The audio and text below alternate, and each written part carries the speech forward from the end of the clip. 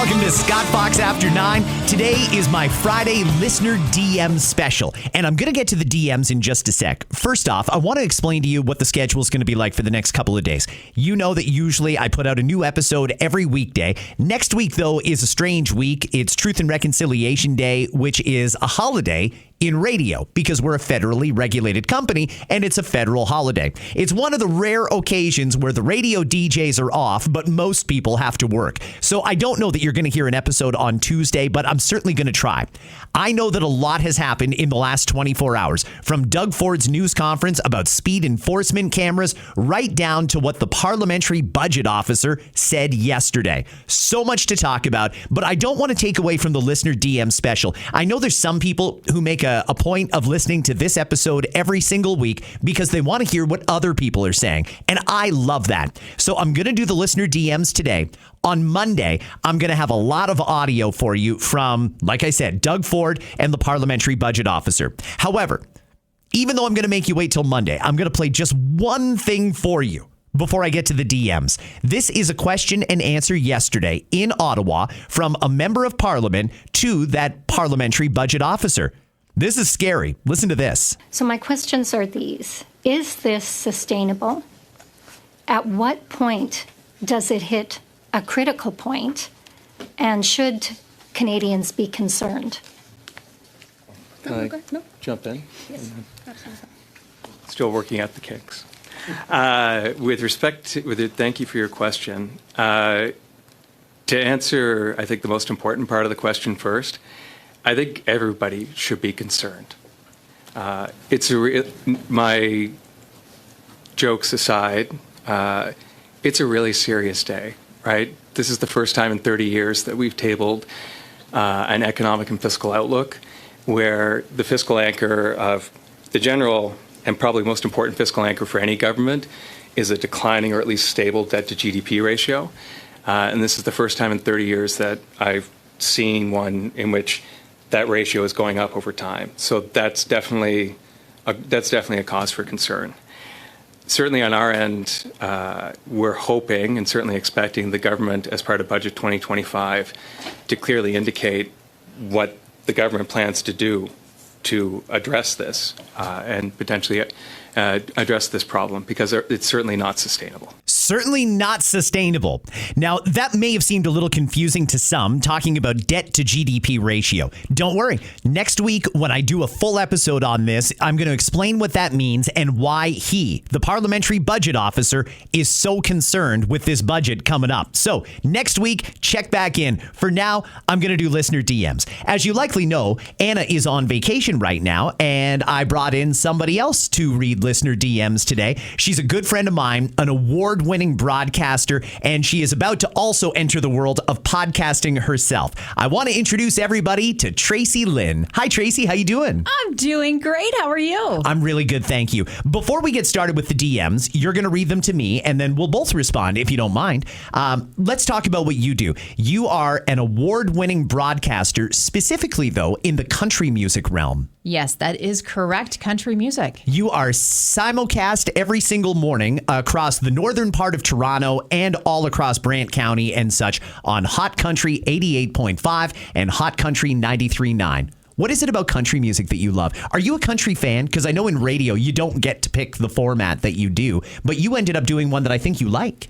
Very lucky that I get to be in music and the genre that I love so much. I grew up country music, my whole family growing up, and we just have a lot of fun. And the thing with country music, there's always a story behind the song. And everyone in country music's just so fun. And you don't have a bad day when you're listening to country music. I did country. I've done it off and on. I think 3 different times I've done the country radio format. And one of the things that always amazed me about country listeners in particular is how kind they are. You know, when you go into country music, there's a lot of traps. You can easily mispronounce an artist's name. And if I did that in top 40 radio, I'd get a dozen text messages telling me I'm an idiot for not knowing how that BBN money sign is baby no money, stuff like that. But in country, you can say something wrong and people will call in and be like, hey, thanks for playing that artist. I just want to let you know that it's actually pronounced this way, not that way. And they're kind and they like other country fans. So you're in a real great format. We have the best listeners. And it's funny because I came from Top 40. I had a hot minute in Top 40 and I said an artist's name wrong. And you're right. They jump on you and they attack you. And then I felt old. So I'm like, okay, you know what? I'm going to go country. And like I said, an opportunity came up. I love it. And I just love the listeners. They're awesome. You're also a big football fan. Like you're an authority on football. So Bills versus the Saints this weekend. We're taking the over on the Bills in every way, I think. You have to. You have to. I mean, I don't know. Josh Allen is going to put up stats like humans shouldn't put up on that game on Sunday. I'm not going to disagree with you. I will actually say this will be the first time that I am not going to disagree with a guy on sports because you can't go wrong with the Bills. And hopefully, as I start off every season, and I'm not a Bill fan, I'm not a Buffalo Bills fan, this will be the year. I think so, too. I'm really excited about this year. It's the year. I'm booking a trip to San Fran for the Super Bowl, but I'm not actually going to the Super Bowl. I'm just going to tailgate at the Super Bowl in San Francisco. That is the way to do it. That's how committed I am to the Bills, everybody. I'm booking a trip before even knowing that they're in. Would you get a tattoo to mark this date that this is going to be their moment and they would win? Because you're that confident. You're already thinking they're going to the Super Bowl. Well, let's not get crazy. I'm already having some tattoos removed. I don't want to have to add to the pile. But there's a conversation. Yes, it is. Oh, boy. Okay, we will have to regroup on that one. I want to thank you for coming in today. You've got some listener DMs there that came to my inbox over the last week. And this is the part of the podcast every Friday where I turn things over to the listeners. So why don't you start off with whichever DM you want there in front of you, and then we'll respond. Okay, great. This one's coming from Rhonda. Hey, Scott, I was just listening to Friday's podcast where you talked about the ads for weight loss drugs. Full disclosure, I'm on Wegovy. I was pre-diabetic, and once I hit menopause, the word menopause, everything I did just basically was not working. After talking to my doctor and getting some labs done, I was put on medication. I'm now 42 pounds down, and while I still have a ways to go, I'm so thankful for this medicine. As for people having to ask their doctor about Wegovy or Mounjaro, it makes sense. We live in a time where people are, they're fat accepting. They're accepting their body and they're being positive, and they've convinced themselves that being healthy, may not be 5'5" at 300 pounds. A lot of doctors, especially the ones under 40, are worried about negative reviews. Thank you for giving us an opportunity to have a dialogue with you. Also, I really appreciated the Charlie Kirk episode and your breakdown on the Jimmy Kimmel situation. Love to you and Anna, Rhonda. All right, Rhonda, thank you. And congratulations on being down that much weight. Oh, yes. I want to clarify something that I said last week. I have no problem with the drugs. I personally would like to see them studied a little more before I would consider it. However, if you've made the decision to take Wegovy, Mounjaro, what's the other one? The big one. Ozempic, yeah. If you've made the decision to go on that and your doctor agreed, that is awesome. Good for you. I hope it's successful for you. Here's the thing. I don't like the advertising. I don't like that all these big drug companies are running all these commercials to promote all these drugs, and the message is, go talk to your doctor about it. I mean, I think that puts doctors in a bit of an awkward spot. Typically, if a doctor looks at you or examines you and determines you need medication, they just write a script. I've never gone into the doctor and asked for a specific antibiotic or anything like that. They just give you what they think will be good to heal you in your condition. Mm-hmm. Now, when it comes to these drugs, in addition to, I don't like the pressure on doctors, I don't like the unlevel playing field with advertising. I don't think it's fair that big pharmaceutical companies can have so much control over the media through their ad dollars. Yet cannabis companies, something that is legal and regulated, cannot advertise their product. So that's my only issue with it. If you take the drugs and they work for you and your doctor says you should be on it, by all means, go ahead. I don't really care. Do you? But I have a problem with the unfair playing field in the advertising. You know what I mean? I do. It's everywhere. It's on all social medias. It's on the news, it's on commercials, as we were saying. But when you hit a certain stage in your life, as we said, Rhonda, hit menopause. Mm-hmm. It is so hard to lose that weight So you go in, see your doctor, they run the routine lab work, and when they don't find anything, there's your prescription. Just take this, you'll lose the weight. Instant gratification. Interesting. Yeah, I've never talked to my doctor about it, despite what the commercials tell me to do. I've never asked my doctor about it, and she's never suggested it. So I guess that's good. Scott Fox is at the perfect weight for his height at his stage in life. So some people, like I said, you can just walk in and they are quick to, here you go. Here you go, just take it. But you're right, it's the after effects. Now we're hearing all the stories saying, hey, Ozempic is causing this, blindness, it's causing that. All those drugs, it's, almost as controversial as the COVID shot where we just took it. And was that controversial? I didn't know. Yeah, we're getting all the effects of what we put in our body because we were told to get it. Yes. Right? So, absolutely. I mean, you do what you have to do. If you feel great, and she is obviously, Rhonda, you're feeling awesome. Kudos to you. I get messages all the time, by the way, about the topic of the COVID vaccine, even though it's been years since people took it. It's still on people's minds. Great message, Rhonda. I appreciate it. Okay, the next one is coming from Rob. Hey, Scott. Isn't it rather a funny coincidence that the Liberals, Sean Fraser, announced additional hate crime measures? They want to pass into law the day before Carney puts his elbows on the ground for the, is it Hamas Palestine? Hamas Palestine. Yeah. Hamas Palestine. They know exactly how people were going to receive this cowardly act, and they're trying to scare people into not saying anything with tougher hate laws, yet ignore the rapists, murderers, and thieves running rampant. It's sickening that I actually think Canada was better off when Trudeau was PM than Carney. Interesting. Hey, Rob, thanks a lot for that. I know that there's a lot of folks who strongly disagree with the decision that the federal government made to recognize Palestine as an independent state, particularly when Hamas is still very much a part of the day-to-day operations there. As for bringing in hate laws to coincide with that decision, though, I don't know that one necessarily has to do with the other. I think that it's certainly interesting timing. I just don't understand why the Justice Minister is focused on hate laws right now when there's obviously a problem with crime in the street. To your point, yes, there's lawlessness on our streets. There are so many people running around committing crimes that the police don't know which direction to run sometimes. And when there's that much crime, you would think that the Justice Minister would take advantage of that opportunity to bring in bail reform, reforms to the Youth Criminal Justice Act, bring back mandatory minimum sentences. All of these things are things that need to be done. And I think by and large, all Canadians agree on that. However, he's not. He's decided to push that back a few months so that he can prioritize the hate laws. I think that just goes to show that the Liberals, the federal government, aren't really that interested in solving the lawlessness problem. What else could you possibly infer from them deferring putting out that legislation? If they were serious about it, they could have reconvened Parliament in the summer. They could have done it during the June session, or they could have done it right at the beginning of this session. And none of those options were palatable for the Justice Minister. That's something I am going to talk about next week, because yesterday, Premier Ford, in his news conference, mentioned the Justice Minister, Sean Fraser, who's basically a great example of failing upward.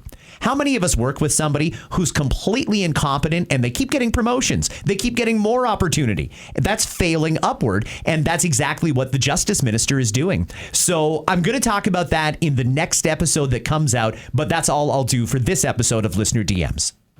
Okay, we will leave the politic talks, all the politics stuff to you. Okay. That's why I listen to your podcast, because you simplify what's going on in the world. Thank you. I appreciate that. Okay, the next one is coming from T. This is all we got, just T.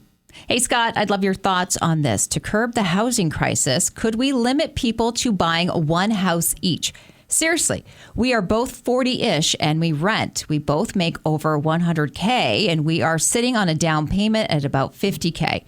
We can't bite the bullet and buy because we could be paying at least we could be paying at least $3,800 a month. We rent for $1,200 a month. You've got rent for $1,200 a month? I know. I'm reading this going, wow. Where do you live?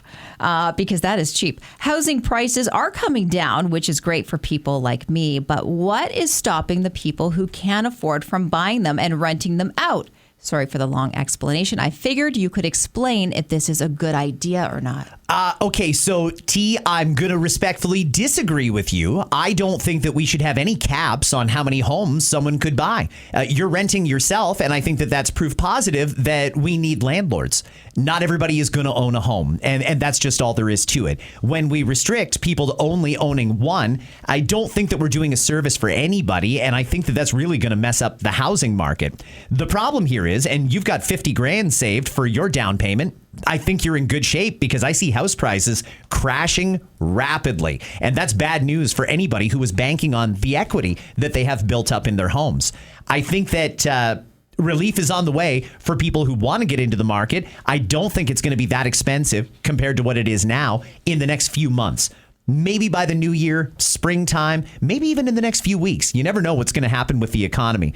I think there's a lot of reason to think people will have more of an opportunity to get into the market, but I really wouldn't want to see a situation where we're capping people at the number of homes that they can own. And I also think no matter how they write that legislation, there would be loopholes around it, and the rich would win and the poor would be restricted, which is the way most of our situation works here in Canada. So great idea. Good luck. Sorry, not a great idea, but good luck to you getting into the market. I like thinking about this, though. I'm glad that we're having conversations about housing. It's something that affects a lot of people, and a lot of people have been sidelined for a long time.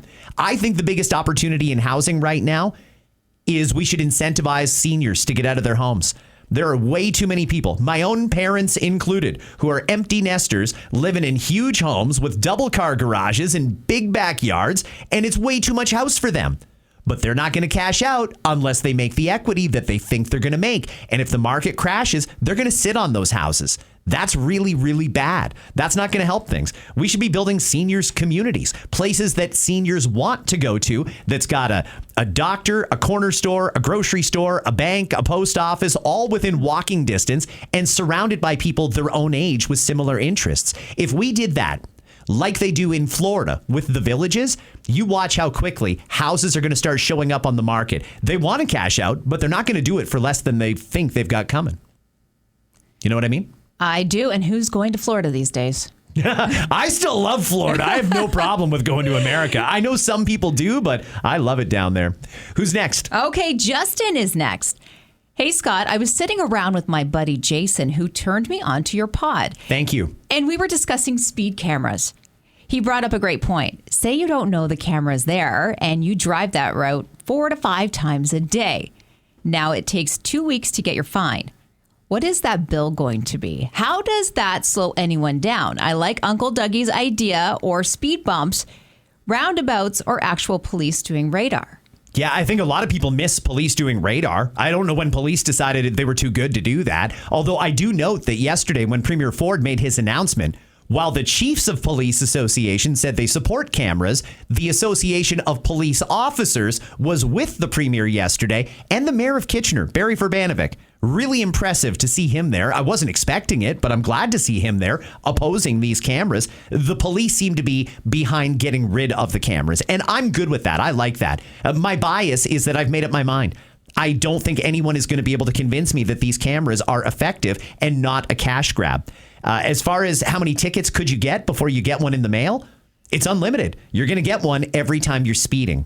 I've heard a lot of people, by the way, in the last couple of days via my DMs point out some things that I hadn't thought about. Several people mentioning that not all speedometers are the same. It could show that you're doing 44, but in reality, in actual speed over land, you're doing 48. You didn't think you were going too fast, but you were. So that's an issue. I also had a great observation from someone in education. They said, everybody's talking about let's save the cameras at least for school zones to protect the children, because there's some crazy mayors out there, like my mayor in Burlington, Marianne Mead Ward. I saw her doing the media rounds yesterday, literally pleading to keep the cameras so that kids don't die. And that's a lot of hyperbole. There's no reason to think that that's going to happen, and I don't think they have any statistics to show that it is happening. But since you want to talk about school zones, here's what this educator pointed out to me. Kids are probably a lot safer crossing the street in front of school than they are in the school parking lot, where there is a lot of parents doing drop-offs in areas that they shouldn't, standing in areas where you're not supposed to stand, and they are distracted as well. That's an area where kids are far more likely to get hit by a car is in the damn school parking lot, not on the road in front of it. I also think too, and one more thought on the speed cameras, then we'll go on to the next one.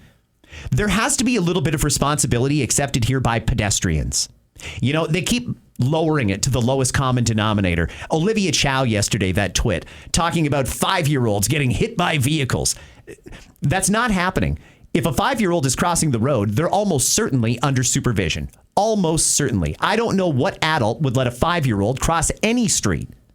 Listen, we've got to bring this back to common sense and normalcy. Everybody understands that when you cross the road, you've got to look both ways and cross when the way is clear. If there's a crosswalk, use the crosswalk. You've got to use common sense, and this is not a 100% car problem. This is also a pedestrian problem. Let's keep in mind, cars are not driving on the sidewalk. If this is happening, it's because people are on the road. Maybe they should just put up speed cameras everywhere so people can feel safe crossing. That's not practical or realistic. To suggest that you're going to get hit by a speeding car if you don't cross at a speed camera is absolutely preposterous. So I'm glad these cameras are gone. Good riddance to them. And I'll be talking more about that in the next episode. Okay, well, Mark has a question for you now. He says, we all know that these speed cameras are just a cash grab, but he wants your take on these, the LPR, the license plate recognition cameras.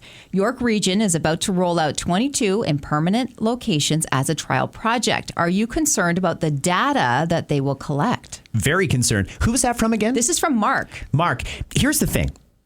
We do not have to think it's a conspiracy theory to wonder if the government is tracking us, because we know from COVID that they were using the Google data, the mobility data, to track us. That was a serious issue for the privacy commissioner, that our own government was tracking us using the Google data. Well, they got their wrist slapped for that, and now all of a sudden, they've got all this technology out there that can track us.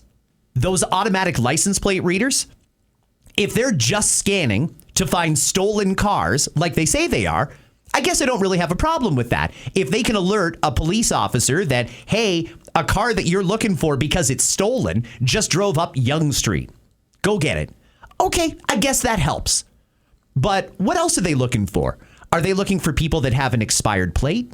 Are they looking for people that they're investigating? You know, we took away their ability to card people, and I still think taking away carding was a mistake for a lot of different reasons. If you want to ask me about that for next week, I'll happily answer why. We took away the police's ability to card, but they still want a card. They still want to keep track of people and figure out what they're doing. All of these different technologies, like the automatic license plate readers, red light cameras, speed enforcement cameras, they don't just take your plate and forget about it. Somebody has got that information somewhere. And if they've got the ability to track where you are, where you're going, and how fast you were driving to get there, I don't trust the government with that information, and I don't understand why they would need it. I'll also point out that a lot of the mayors who are now coming out in favor of these cameras are the same mayors who are in favor of things like 15-minute cities, where they want you to stay in the city that you live in. I don't know if one has to do with the other. Certainly, there's a little bit of conspiracy theory-esqueness to what I'm saying, but think about it. Why do they want to know that? Why all of a sudden have we got all these things out there that are tracking our license plates and our movements? I'm not a big fan, and these automatic license plate readers, I think that there's constitutional challenges coming. It's just going to take one person who gets pulled over because of those to challenge it, and we'll see what the courts decide about it. I think there's privacy concerns there, too, and I don't want those automatic license plate readers catching people that have got an expired sticker or catching someone that, for whatever reason, has even a suspended license. That's not how these things get done. Police do police and law enforcement, not these things. And where does the data go afterwards? I'd like to know that, too. Good question. Okay, another question in your DMs, and this comes from Brandon. He says, a while back, you said you can see us having another election for prime minister before Carney's term is up. My question is, how soon do you see that happening based on how things have gone to this point?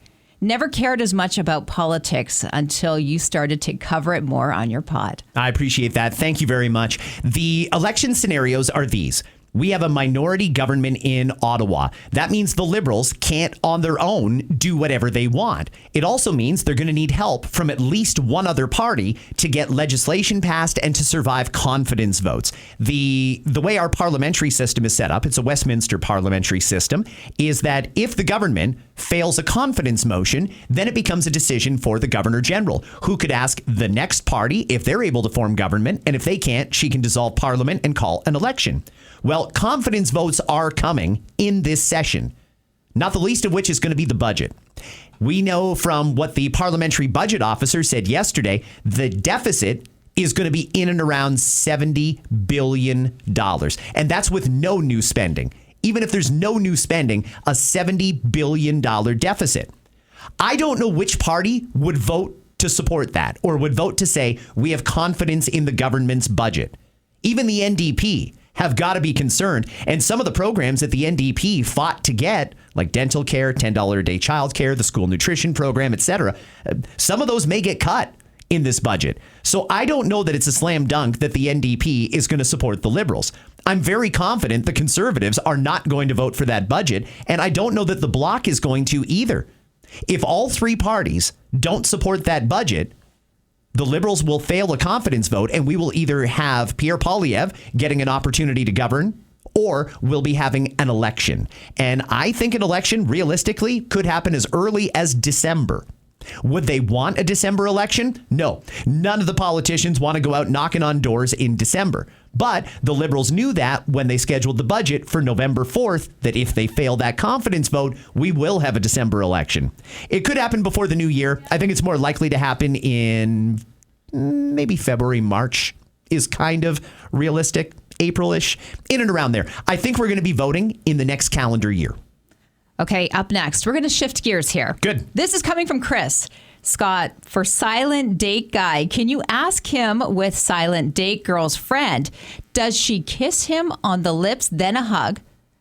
Lip kiss, then hug is how swingers greet each other. And by the way, just a kiss, no hug is just odd. A kiss, no hug is odd, but if there's a kiss, then hug, that's how swingers greet each other? Lip kiss, then hug is how swingers greet each other. I did not know that. I didn't know that either. I've had other listeners message me about various things like swinging and stuff like that. I find the whole thing very fascinating. It's not for me, but I find it interesting, and I didn't know that. I also am glad people have told me certain things because I like pineapples, and now I just keep them completely out of my life. I don't want them anywhere. I don't need the neighbor knocking on the door. I saw your pineapple. So yeah. I'm very cautious of those things. Thank you to everyone who's flagged that. I don't know if it's a kiss on the lips and then a hug, or if it's just a kiss on the lips. But Silent Date Guy, in case you didn't hear this, Tracy, his girlfriend has a celebrity girlfriend. She's been in some movies and she sings and stuff like that. And she's a kisser. When she sees Silent Date Girl, kiss on the lips, just a little peck. And when she met Silent Date Guy, same thing. And that's kind of weird. That'd be like if your husband or boyfriend or whoever had a friend, you greeted them with a kiss. But that's what this celebrity does. Yeah, see, if I was watching this happen in front of me and this woman is kissing my partner, like fists will be going. Right. I will be like, I would be very mad. This seems very normal and organic, though. Like, even he said it was weird at first. I'm like, you just kissed me right in front of my girlfriend. But the girlfriend didn't have an issue. And then she kissed the girl on the lips, too.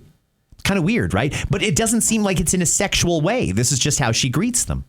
Well, not for me. I'm not a kisser. Yeah. Plus, you know what? A lot of viruses going around right now. Sure. I don't know what you have, and I don't want to catch it. Cold and flu season. Exactly. No, I think if you are this type of person that is very touchy-feely, huggy, kissy with other people, you need to ask for permission, because there are people, such as myself, where I don't like to be touched. 100%. I don't like hugs. And there's a lot of huggers out there. You don't like hugs. No, please. I'm very much don't touch me, and I won't touch you, and we're good. But I don't know. That also kind of goes back to professionalism. Like when people come into the office and they're like, great to see you. How was your weekend? Yeah. Don't hug me. Yeah. And that's not me being mean or anything like that. It's just a personal preference. I don't like to be touched. And how many times? I love it when my girlfriend touches me, but really nobody else. Well, yes, and you should. But how many times do you see someone and you have to hug it out? Yeah, I know. You know? But no, don't be putting your random lips on my man. There you go. And I'm not going to put my lips on your man. Okay. Deal. Hey, this is Dan Harris, host of the 10% Happier podcast. I'm here to tell you about a new series we're running this September on 10% Happier. The goal is to help you do your life better. The series is called Reset. It's all about hitting the reset button in many of the most crucial areas of your life. Each week, we'll tackle a topic like how to reset your nervous system, how to reset your relationships, how to reset your career. We're going to bring on top-notch scientists and world-class meditation teachers to give you deep insights and actionable advice. It's all delivered with our trademark blend of skepticism, humor, credibility, and practicality. 10% Happier is self-help for smart people. Come join the party. Okay. It's a deal. Moving along, Wanda has a comment here. Was listening to yesterday's and today's podcast regarding the Tylenol. I work for an OBGYN, and we regularly tell patients that it is safe to take Tylenol during pregnancy for any issues and pain. Mm-hmm. That's her comment. Okay, so here's my take on this. Donald Trump making that announcement the other day about the research that they commissioned from Harvard, by the way. And I want to stress again, it was Harvard research. It's not like Donald Trump did a survey or John F. Kennedy or Robert F. Kennedy Jr. did that. It was a Harvard study. The White House has been trying to find what causes or what some of the triggers are for kids being born on the autism spectrum. I think they did themselves and women an incredible disservice by having Donald Trump do it, because they should know that when Trump comes out to announce it, there's some people who just hate that man so much that they will not do anything he says they should do. Well, what he said, there's something to it, and it's not even something new. We've known for years there could be a link between acetaminophen use and developmental difficulties during pregnancy. We've known that for a long time. Yesterday, I played in the pod a CBC report from 2021 that said the exact same thing. Like, if you do your homework, if you research this, you will see this is true. But the fact that Trump said it is making it controversial, whereas it shouldn't be controversial. If Joe Biden had said the exact same thing, would you be skeptical, or would you think, wow, why did my doctor never tell me that? I am a little surprised to hear an OBGYN is recommending it, but I'm also not surprised. Nobody is saying don't take Tylenol when you're pregnant. They're saying you should know that there is possible risks and side effects from it, and they're saying you should take it when you absolutely need it. Now, if you have a fever and Tylenol can treat that, by all means, take it. You don't want to have a fever because that too could affect the baby. If you just you can feel a headache coming on and you pop a couple Tylenol, that's the kind of stuff where you have to make a decision. Do I really need it and risk whatever the risk is? I think that everybody should talk to their doctor, but I also think you should read what Trump was trying to cite and take him out of the equation. Either way, there's useful medical information there. What do you think? You're a woman and you've got kids. I was never told about this. I took Tylenol when I was pregnant. I have 2 children. I mean, they're older now. They're adults. I was never told not to take Tylenol. I was told it was safe. It was okay. But when you hear Trump make this announcement, okay, he's talking. I watched it, and then he can't even pronounce acetaminophen. Yeah, I know. Okay, then you lost me. And how credible is that? And I know he was going on saying that the Amish community has no autism in their community, and it's because they don't take pain medicine. Well, I mean, he's not necessarily wrong, and I've heard that example before. But one thing I would point out about the Amish is, no, they don't take traditional pharmaceuticals, and they don't take pain medications per se.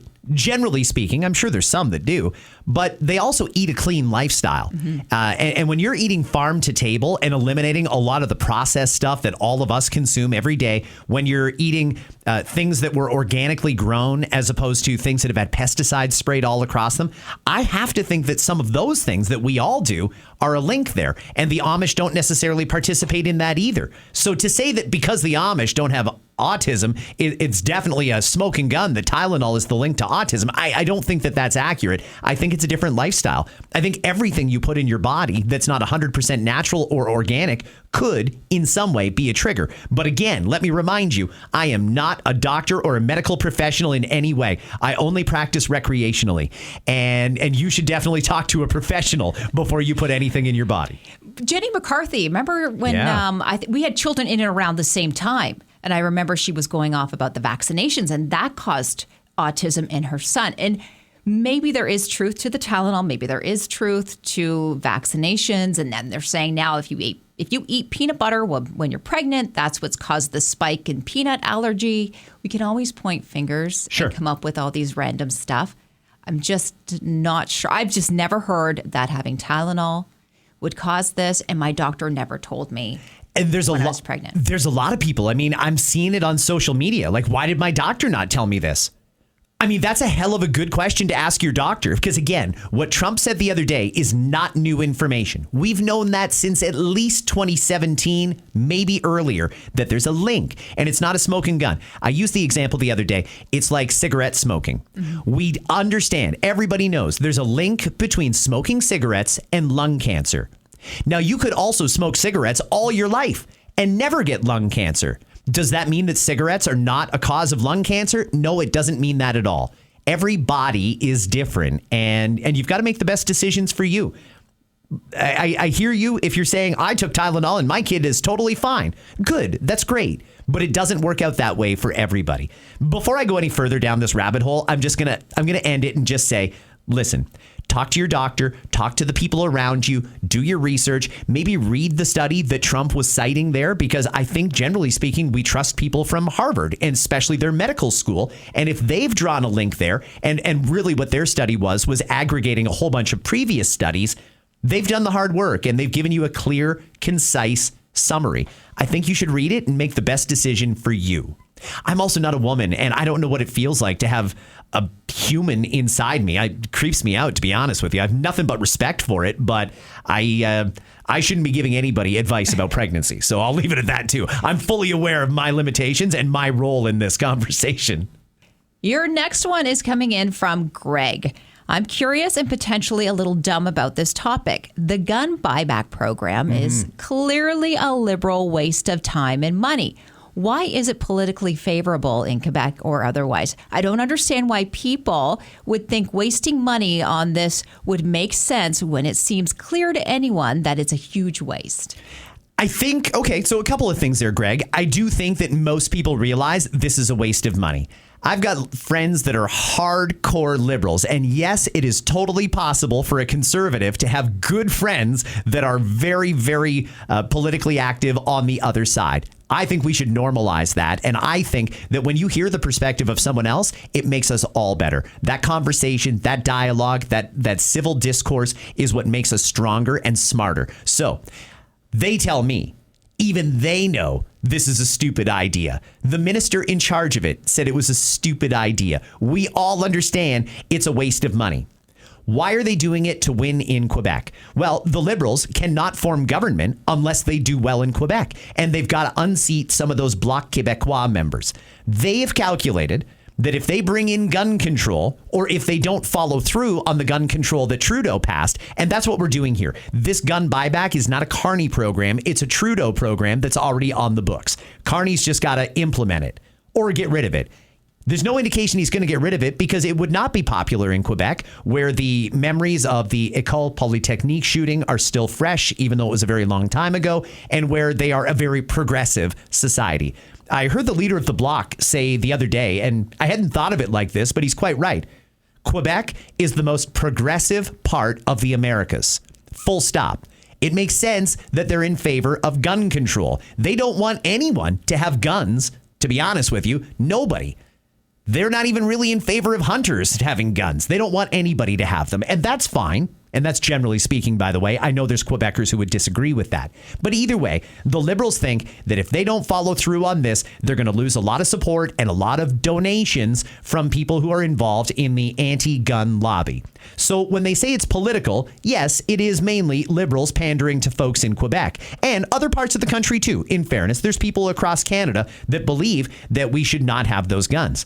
One of the things that I found interesting about the gun buyback program, this controversy, is initially when Trudeau was talking about it, he said, we're going to take those guns that shouldn't be on the streets of Canada because they're weapons of war, and we're going to donate them to the Ukrainians so they can fight the Russians. Well, just yesterday, somebody asked the public safety minister, is the plan still to donate all the guns that you buy back to Ukraine? And he said, no, they're not really going to be helpful in Ukraine. So these so-called weapons of war are actually not fit to go to war, just so everybody knows. It's pretty silly if you ask me. I am a licensed firearm owner. I have guns in my home, and I had to go through a rigorous set of tests to get that. I took the course. I had to wait through the mandatory cooling off period. I applied to the RCMP. I opened up everything that they wanted to see to vet me and do a background check on me, and they interviewed me. Then I had to go and meet with a cop in my local police force, which is Halton Police. They also interviewed me, and once all that was done and I got approved, then it took another 2 months to get my card in the mail, and then I was able to go out and buy firearms, which, by the way, they have a record of all of the guns that I own. That's pretty strict. I mean, we are 100 times more secure here in Canada than the Americans are. In America, you can go out and buy a fully automatic gun with very few checks and balances. That doesn't happen here in Canada. There's two different types of license, too. There's restricted and non-restricted. The vast majority of Canadian gun owners have non-restricted weapons, which means they're not automatic.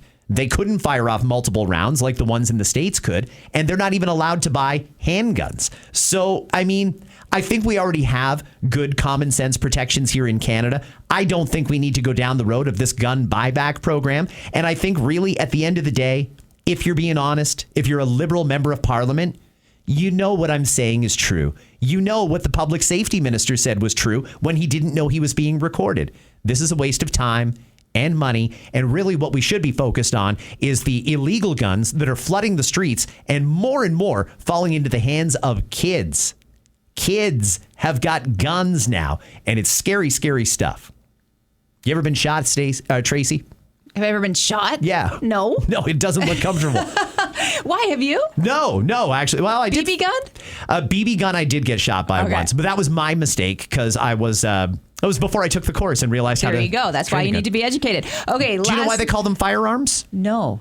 When you take the course, the Canada Firearms Safety course, they also teach you about the history of guns. And the older guns where you had to pack the gunpowder and put the projectile in, when you fired it, there was a big whoosh that came out the barrel of the gun. So it looked like a firearm. Oh. That's why a firearm is called a firearm, because back in the day, the original guns, it looked like that when you shot it. That's just one of the many great things you learn when you take the Canada Firearms Safety course, which, by the way, whether you're interested in owning a gun or not, I highly recommend you should take it. If you're very concerned or passionate about guns, anyone can take it. They're taught by local instructors in just about every community in the country. If you Google courses near you, you can find one. And it's not even that expensive. It takes one full day to get your non-restricted license or a full weekend to get your restricted license. It's worth learning about. And you know what? Hey, if you want a firearm, you got to do that anyway. Never hurts to take the course. I agree 100%. Be educated. And you just never know if a gun is going to land somewhere near you and you need to use it. Absolutely. Absolutely. And you know what? When they do this, it's not just here's the law and you've got to follow the law. They teach you how to clean it. They teach you how to hold it, how to safely carry it from A to B. They teach you the restrictions on. A lot of people think that if you have a gun, it's just a free for all. Absolutely not. Depending on the gun you have, sometimes you need to inform the police if you're leaving your home with it to go to a range. You know, I mean, we have very strict rules around firearms in Canada, and we don't have the same problem that the Americans have. And I think that's why most people agree this gun buyback program isn't necessary. This is coming from Scott, something that's been on my mind that I wouldn't mind your take on. I don't believe I have ever heard you talk about insurance. It's getting ridiculous. In the process of trying to get house insurance, and all the quotes have been outrageous, not to mention how hard they screw us on car insurance. Yeah. Why is something like car insurance that is government law not controlled by government? Just another service I feel is ripping off the middle class and lining their pockets. I mean, I see it both ways, Scott, and thank you for taking the time to write. For the insurance companies, they must know that most people who put in a claim are ripping them off in some way. If your house gets robbed and you only put in a claim for what actually got stolen or damaged, I'll be shocked because most people take advantage of that. We also know that when it comes to car crashes and such, there's a hell of a lot of them happening. There's a heck of a lot of home invasions happening. There's a whole bunch of crime that is leading to insurance rates going up. And I don't know that it should necessarily be on the insurance companies to absorb all of that. It makes sense that they would have to raise their premiums to offset the costs that they've got going out. But I also think that that's unfair to people who have never made a claim, and that I put myself in that category. I haven't made any driving claims on my car or any home claims on my house, and my rate keeps going up as well. And apparently it's because of crime in the neighborhood, the amount of home invasions and car thefts and things like that. It's pretty bananas, but I understand the frustration with those fees going up. Could the government get involved? Here's my advice. Look up how they do it in British Columbia. I wasn't even aware of this until very recently, but my daughter lives in British Columbia, and I asked her about insurance, and I'm like, well, did you call this company? Did you call that company for a quote? And she said, no, Dad, out here, there's only one company, and it's the government. She pays a fraction of what I pay here in Ontario, a fraction, and she has got a fairly nice car and a nice place to live. The way BC does it with their, I think it's BCIB, British Columbia Insurance Bureau or something like that, it's easy to get a quote and the prices are very reasonable. Now, I see possibility for that to be exploited, but for now, if the rates are better and it works for people, maybe we should look at a model like that. The insurance companies, I don't have a whole lot of love for them, but I certainly understand that if their cost goes up, they've also got to pass on that cost. They're not offering insurance to lose money. They're doing it to make money. If they're making too much money, then we look at regulation. But generally speaking, I'm not even a regulation kind of guy. I think the free market should decide. And eventually, if Allstate gets to be too expensive and Wawanesa sees an opportunity to steal some customers because they've got a lower rate, that's how the free market works. And I think that by and large, that's how it should work. But let's get the crime under control because it's a major issue that is impacting our insurance as well. Oh, and they also say climate change is impacting it. I've seen no evidence of that. Did you notice how quickly, by the way, all of the forest fires went out? Yes, it was such a hot topic, and then all of a sudden, you literally did not hear about it. Just anything. Completely stopped. Yeah. You know why? It's because people stopped caring. The news exploited the hell out of those forest fires, and they tried to tell us that because it's hot right now, I think it was 33 degrees for like 3 days in a row. They said because of that intense heat, there's forest fires. Well, I mean, it's going to feel like 30 tomorrow and there's 0 fires burning right now. So, I mean, what happened to the forest fires? That felt like a lot of gaslighting to me. And I'm going to predict that we will not have the same forest fire problem next year that we had this year because people are sick of it. They're tired of hearing about it. I agree with you. You have some pretty cool listeners that chime in. Thank you. Are we good? Yes, we are. All right. Quickly here, you were nominated for an award recently for the top broadcaster in country music. That's incredible. Yes, top 5 for Canadian country personality in Canada. I still, when I say it, it just seems surreal, right? You've interviewed just about everybody, by the way. If somebody said, Scott, you can interview anybody in country music that you want, who should I ask for? Oh, that's a hard one. There's so many great people, but I will say one that was so memorable and that was really cool was Luke Combs. I love Luke Combs. So humble. And he did my picks for the American Thanksgiving. I can't remember who was on the list, but he got them all right. So I won the week. He did your football picks for you? He did my football picks for me. No kidding. And he won the week. But he was just a cool dude. Now, when you go to his concerts, he doesn't have all the flashy stuff. Like, he is just a regular guy. So I would definitely say that is an artist that you definitely should hang out with. I love that. How do people get in touch with you if they want to follow you on social media? They can hit me up on Instagram, Tracy Lynn On Air. And there's no E in Tracy. TracyLynn On Air. Correct. There you go. Follow Tracy Lynn and get ready because when you're ready, I know you've got a podcast in the works too. It's going to start in a couple of weeks, I think. It sure is. Country music and a whole bunch of sports. Sports and country music is not a hard sell. No. All right. Well, come back in when it's ready to launch because I'll promote that here on my pod so that my listeners who have probably fell in love with you today will get a chance to listen to your pod too. Well, thank you so much, Scott, for having me in here with you. All right. Tracy Lynn, have a great weekend. And everybody, I appreciate you listening as well. I'm going to have a new episode coming out either this weekend or Monday where I'm talking about speed enforcement cameras. And we have to talk about what the parliamentary budget officer said yesterday. I had that clip at the beginning. He says Canadians should be concerned, and that means I'm going to put a spotlight on it right here. As always, I'll leave you with the sounds of Pat James and The Whole Truth. This is Hey Now. Have a great weekend.